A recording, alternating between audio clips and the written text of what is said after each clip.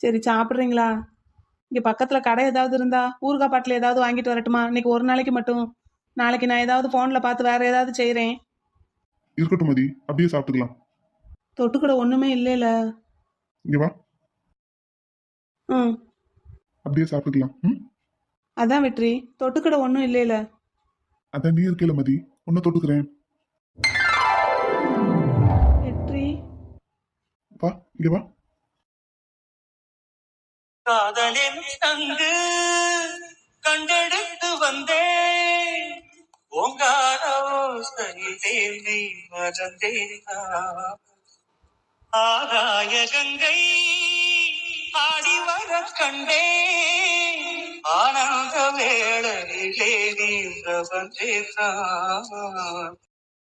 ஒரு காலமே என் மாடம் தேடி